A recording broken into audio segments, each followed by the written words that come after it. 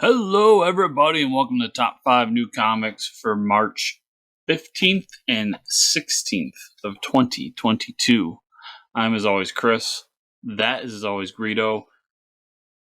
And as YouTube law, please subscribe to the channel, smash that like button, and comment down below.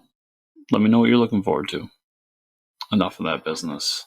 Let's get into some comics, starting with Batman, Superman, World's Finest, #1. This is written by Mark Waid with art by Dan Mora. We've discussed this in the past, everybody. Anytime it's Batman, Superman, Superman, Batman, whatever order you prefer, World's Finest crossover book, I always check it out. I love the idea, love the premise, love everything about it. The last one with Jean Lewin Yang, not Chang. I'm watching a lot of Community recently. Jean Lewin Yang was phenomenal. One of my favorite books in a long time.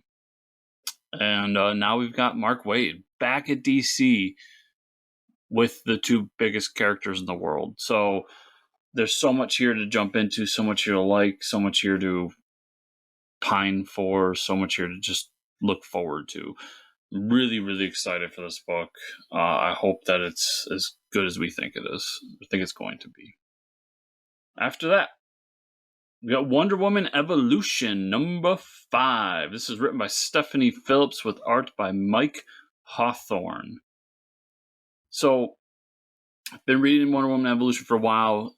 Really enjoying the series. It's Wonder Woman being set through a bunch of tests to basically redeem humanity, and it's got a similar plot line to a book we're going to talk to at the end of this video, but it's done in its own fun way where Wonder Woman is not really a god. She's not really a human. She's stuck in between, and that makes her the best person to discuss these issues. Really well written. The art's phenomenal.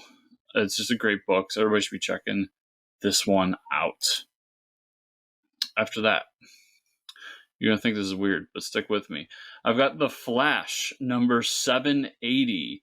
This is written by Jeremy Adams with art by Will Conrad. So you're saying right now, Chris, you don't read The Flash. This is a joke, right? No, this is a part of the War for Earth 3 crossover. Really enjoyed that first, the Alpha issue, or whatever DC calls their version of that. And had fun with the Suicide Squad issue. So continue on with that story, and it goes into Flash. So I'm buying an issue of Flash this week. Anytime Earth 3 pops up, you pique my interest. I love the premise of Earth 3, the crime syndicate and everything involved, and the way they're taking it with Amanda Waller wanting to use the crime syndicate as her pseudo-suicide squad and making a pact with them to do something heinous because it's Amanda Waller.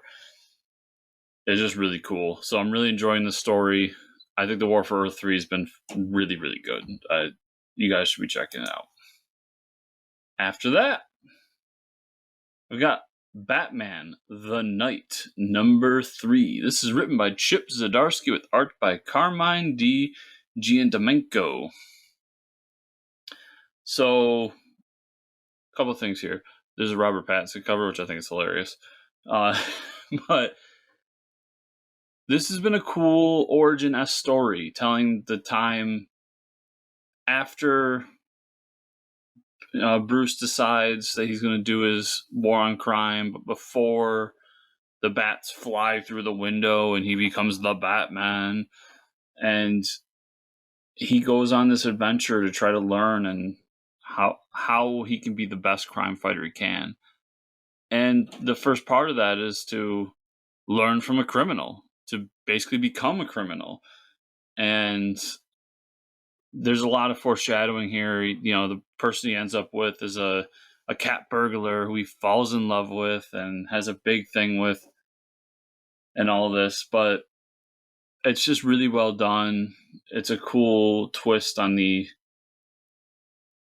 I hate to call it an origin story because I don't really like origin stories, to be honest, but it is an origin story in the sense that he's not the Batman yet, and it's about the journey to becoming the Batman, but it's not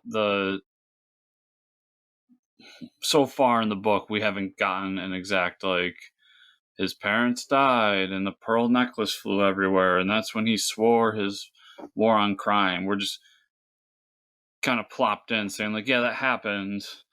Now this is what happens after. But before all that other stuff where the Joker pops up and everything.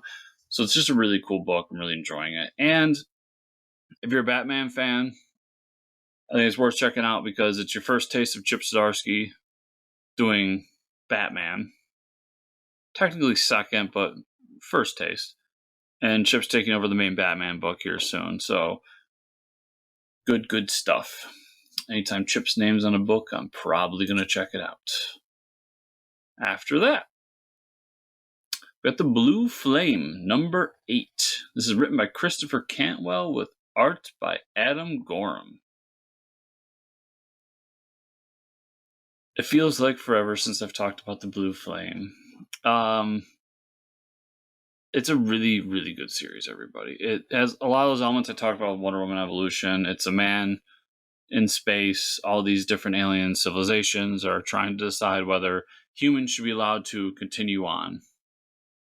And he has to make the case. This is why man or humans deserve to continue as a species and grow and learn, blah, blah, blah. And the aliens keep shutting down his initial things, like, we're capable of love. And they're like, yeah, so are we. That's not unique.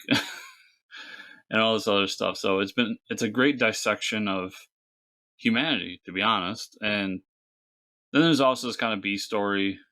It's actually 2 A stories, to be honest with you. So the other story is him back home as the Blue Flame. And there's this whole twist in it where we don't really know where in the timeline that takes place. You're led to assume it's before the alien thing. And then at one point you're led to believe it's after. Pretty sure it's after, but basically his whole little crime fighting duo there, his team, his Avengers, his whatever, gets gunned down. He's the sole survivor, but it leaves him scarred. And we have to learn that part too. So there's a space traveling adventure here. There's a down on the ground street vigilante adventure here. It's just a really great book. I apologize. There's a cat in the studio.